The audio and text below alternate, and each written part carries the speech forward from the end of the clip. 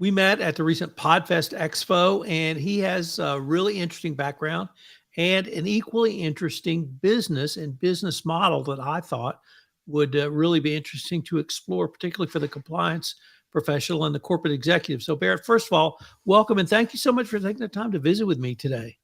Tom, it's my pleasure, man. I'm excited to be here, and I appreciate you having me. So, could you tell us a little bit about your professional background? Because it is quite varied. Yeah, I would say so. I my background's in media. I started in college actually doing media. I was a mass media major in Hampton University, and I started with just radio. I started broadcasting games on the radio. I actually was fortunate enough to call some games with Kevin Frazier, who some may know from Entertainment Tonight. He was in college with me. And then I started doing television there and writing for the newspaper. And I was known as the sports guy because I was always involved with sports on campus. And I did an internship. I did several internships, but one I did in Washington, D.C., and I got a chance to meet somebody who was just a weekend sportscaster there at the time. And many of you know him now on CBS Sports as James Brown, the sportscaster. And he took me under Wow. his wing. Yeah, he took me under his wing. Actually, when I got out of college, he put in a word for me. I got a job at that same station, which is like at the time the number one news station in DC, which rarely happens to people getting out of college in media. And then he one day after some time there, he said, "Hey, you're interested in coming up to the network?" I'm like, "Are you serious? CBS Sports?" He said, "Yeah." And keep in mind, I had told people I was going to do this when I was in college. Never thought it would happen 2 years out of school. And so I got to work for the network. I worked in production. I was up. Now I'm working side by side with people like Brent Musburger, some of my NFL heroes, Terry Bradshaw back in the day, and it was real cool.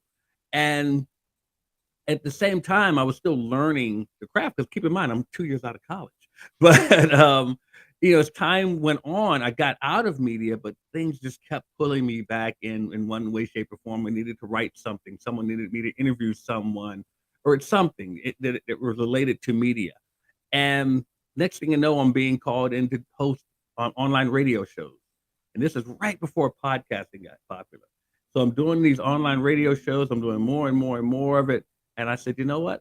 I need to start doing things to help other people because from the time I started in media till now, media had evolved a great deal. And that's how I got into where now I help other people to embrace media and learn how they can actually take advantage of it now. So, actually, I'd like to step back Hmm. because the 70s, 80s were incredible times for sports in Washington, D.C. And although we didn't Yeah. have the Nationals then, we had pro football, we had pro basketball, we had college basketball, we had Yeah. high school basketball, literally that was on a national stage. What was it like going from the Bullets to the Skins to Georgetown to Maryland to even like DeMata High?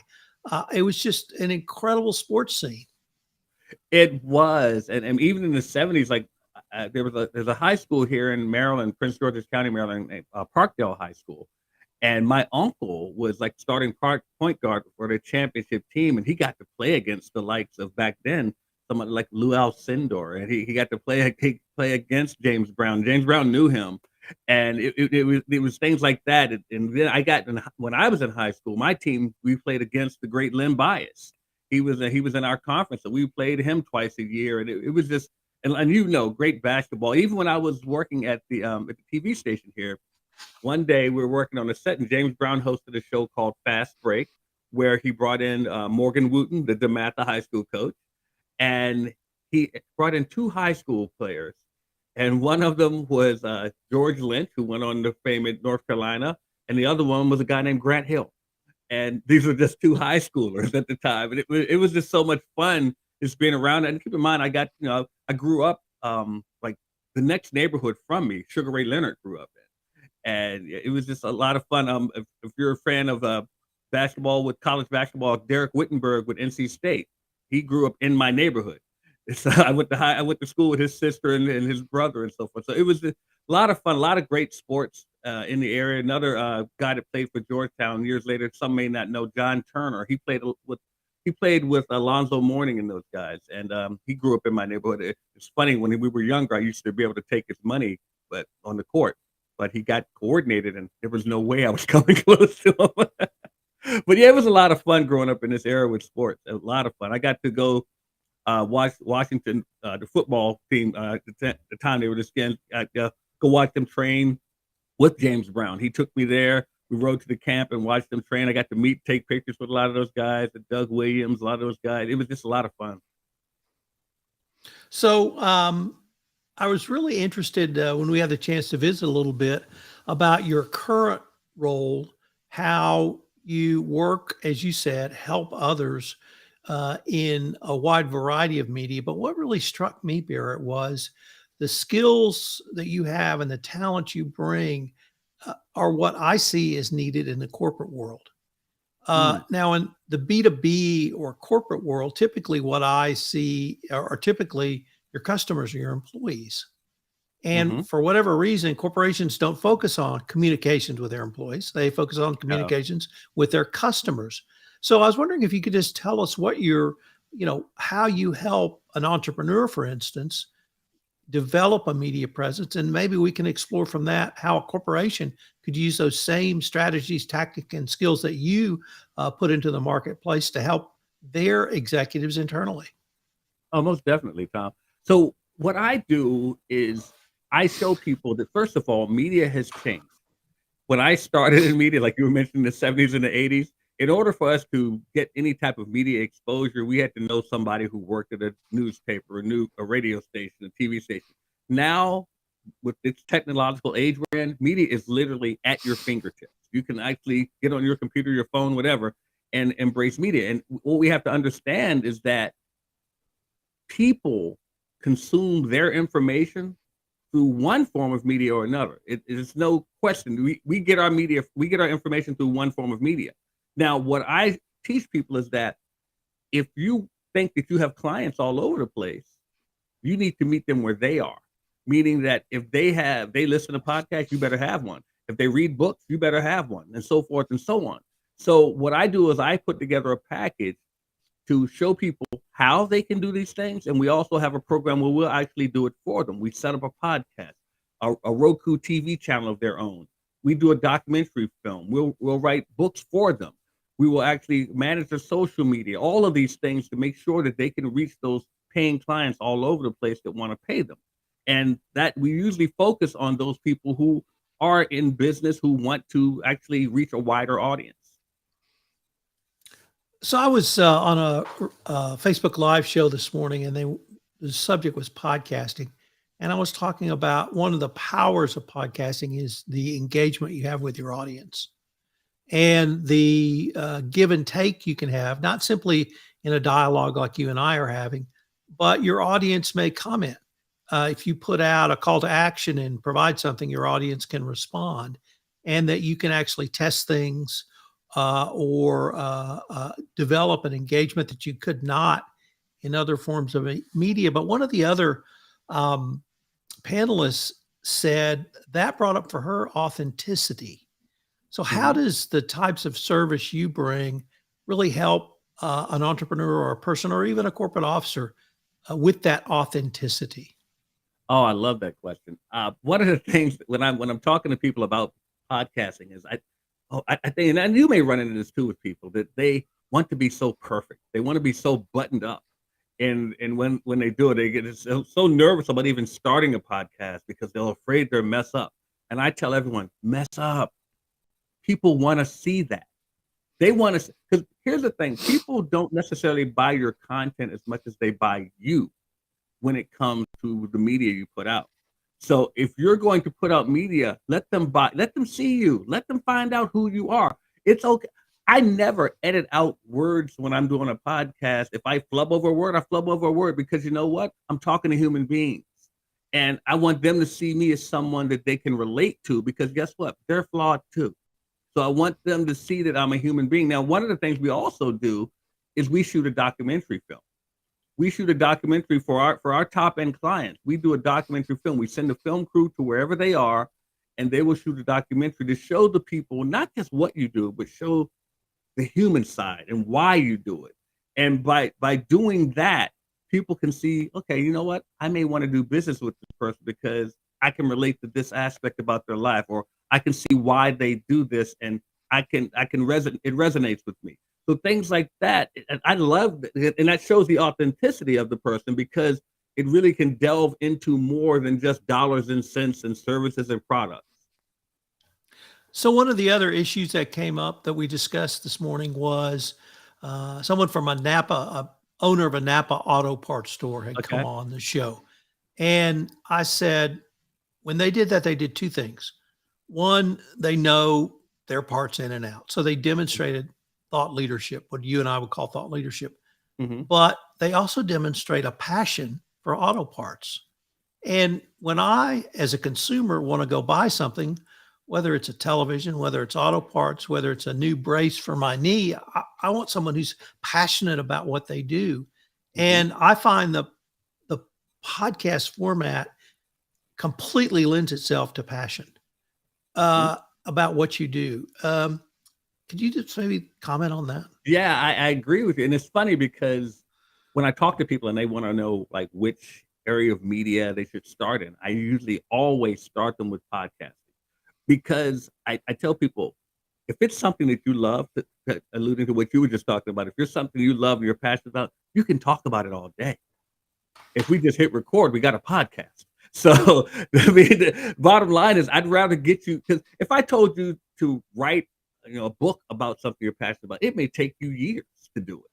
But if I sit down and start asking you about it, and it's in your heart, and it's something you love, you can talk about it until the cows come home. And that's something that I always start people with podcasting because it's easy for you to do that. And it's funny you ask that, Tom, because I get people sometimes asking about, well, where does my content come from?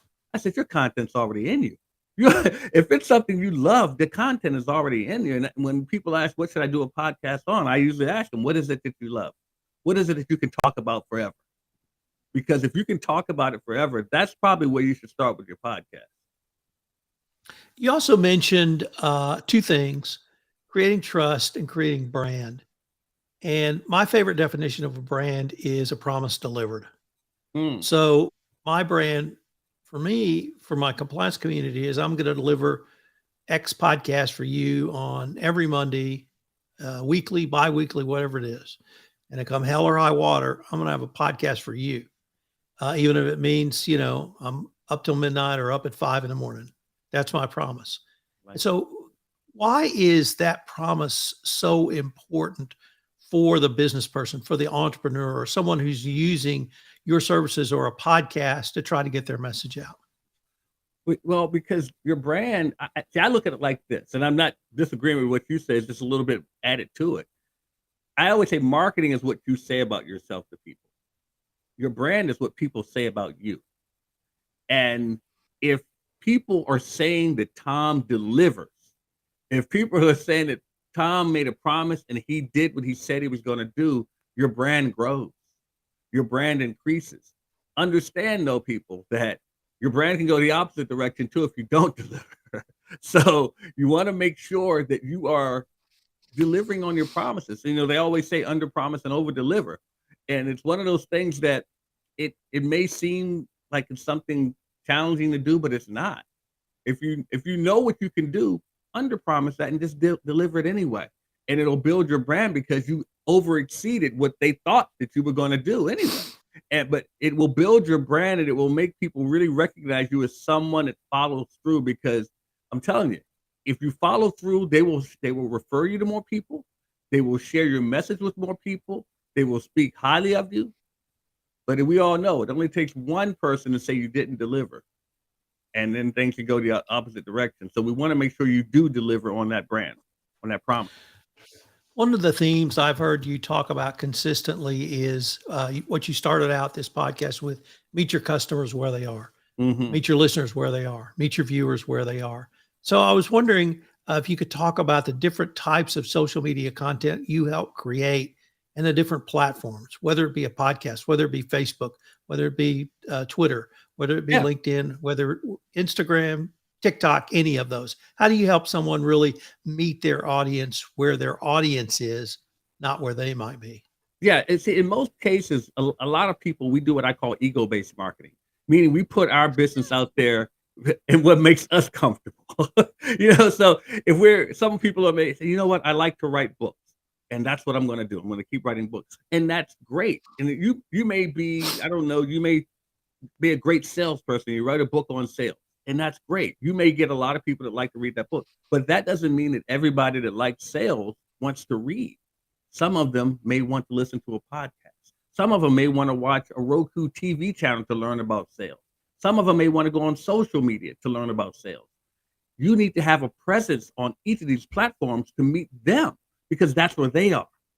They may not be picking up your book, but that doesn't mean that there aren't people out there for you. You just have to find out where they are and have a presence there. It doesn't mean you have to be an expert in podcasting. It doesn't mean you have to be an expert in Roku TV. You have to have a presence there and put your content there. And if that's what those people are, they'll find you. I always like to say that McDonald's doesn't come knocking on your door saying, go down the street and buy one of the Big Macs we have for sale. McDonald's makes it so that you can find them when you want a Big Mac. And I tell people to put yourself where your customers are, and they can find you when they want you. Let me change the focus just a little bit, because in looking at your LinkedIn profile, you have a doctor's in humanities and a seminary and Seminary International. And that's led to you doing some interesting work in other countries and in other areas. And you have two initiatives, I Change Nations and Civility in Media. Could you tell us a little bit about those, how you became interested in those arenas, and where you're taking those initiatives?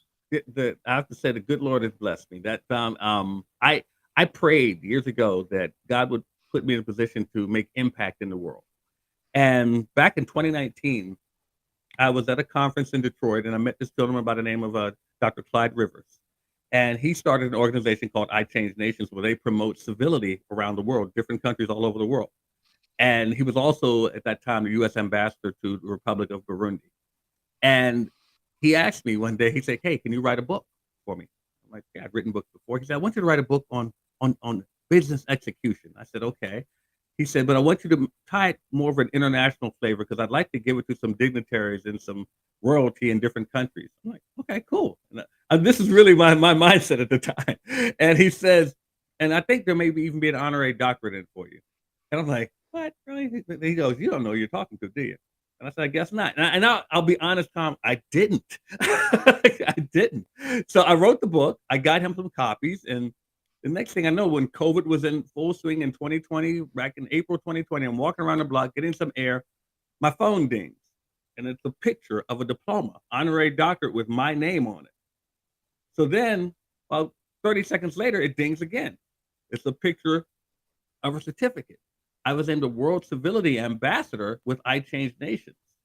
And I'm blown away by this. And then I found out a little bit more about this guy, that he really does a lot of work all over the place. And then about a year and a half ago, I'm talking to him because he wanted me to do a podcast on civility. And he says, I have some good news for you. And I said, okay. And he goes, well, hold on one second. He put me on hold, comes back, says, I got some great news. I said, okay, you went from good to great. I'm really curious now. And he says, I was just told I'm going to be named a king in Ghana. And I said, I'm going to know a king? Cool. He said, well, hold on. I got some news for you, Dr. Matthews. I want you to be one of my royal advisors. I'm like, what? A royal advisor to a king. And so then, because he's a development king, and right now he's actually in London speaking in London with some of the royalty there. But the thing is, he actually wants me to put together a program called Media Monarch, where we go to different countries and teach them media from a grassroots perspective, showing them how they can control their media, and also taking out a lot of the propaganda that we're taught all over the world, so that they can actually learn journalism from its base, like it should be done. And then teaching people just how to work equipment, how to shoot their own things, how to write their own things, and just to be their own media. And so we're putting that in place, and it's just, I'm excited about it. I'm honored, because this is what I prayed for. Someone asked me, are you going to accept this responsibility? I said, I have to. I prayed for it.